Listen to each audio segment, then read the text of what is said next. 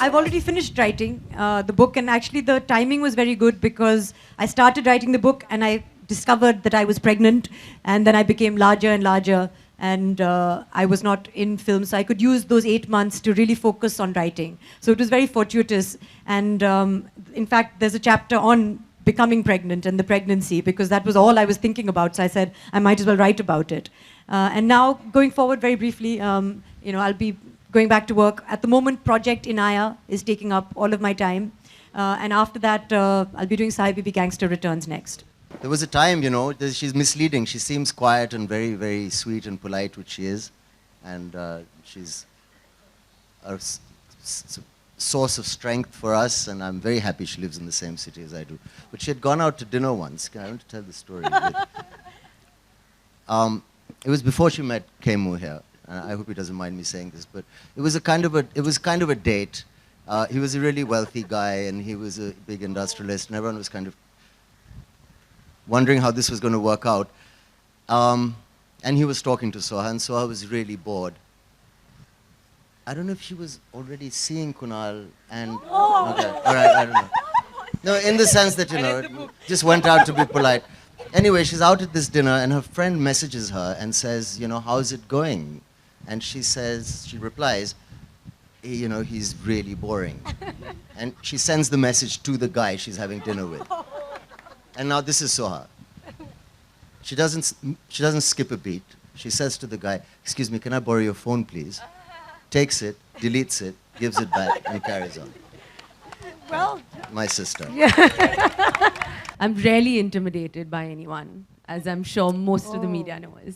But if there's one person in the family that I'm completely in awe of, I think it's Soha. Thank you so much. Obviously just a little nervous, taking a cue from Kunal. Obviously being that when I'm at dinner with Saif and Soha, I'm like, oh my God, I'm never going to understand this conversation. If Kunal can't, there's no way that I can. So Soha's always been so polite. She's always been like, yeah, hi, what's up? So yeah, okay, did you buy anything? So what's the gossip? So I'm like, oh God, I feel so small and lame. Is this what it's really going to be?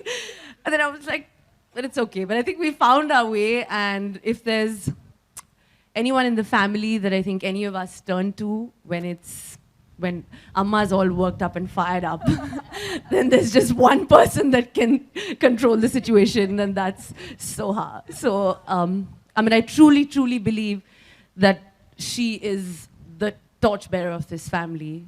And this title it doesn't do justice, because famous or not famous, she is the grounding in which all of us stand on. And I've truly seen that, the way she has compassionately and with just as a breaking heart when her father was passing away. I've never seen any daughter, I'm a daughter, but I don't know if I could have done the way she looked after him. And that, in my eyes, to me, is a solid woman. I remember certain things which are really, I think I've heard the most sad and poignant sentence from her, which aged, I think, 6, which have stayed with me all these years. I remember when we went to Delhi from Mumbai, we made a shift. All of us left to stay with my mother-in-law, who was not keeping so well. And so that meant change of school, change of everything. And one night I was reading a bedtime story to Soha, and suddenly I found her crying, really. So I said, Soha, what's happened? What's happened to you? Why are you crying? And she said, Amma, I cannot remember my friends' faces. And I don't think, just imagine, I think that's the terrible thing if you cannot remember. Of course, I could have produced pictures and photographs, but at that moment, I really felt that, how awful it must be for a little girl. And then another occasion, we were walking around Patodi. We have a biggish house and we have a smallish house. Anyway, we were taking a stroll. And suddenly, Sohabia says, Amma, who is Bhai going to marry? And again, she was about 6 years old or something. So I said, I have no idea who Bhai is going to marry. So she says, well, Bhai is a prince. So whoever he marries will be a princess. Right? So I said, yes, if you say so, true. So then who am I going to marry? Where will I find a prince?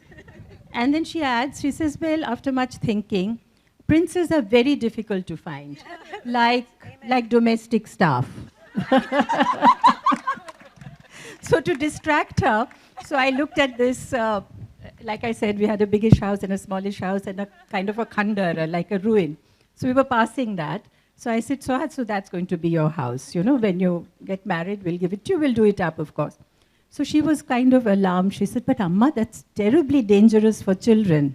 And she was 6. And then she said, but who's going to look after my children?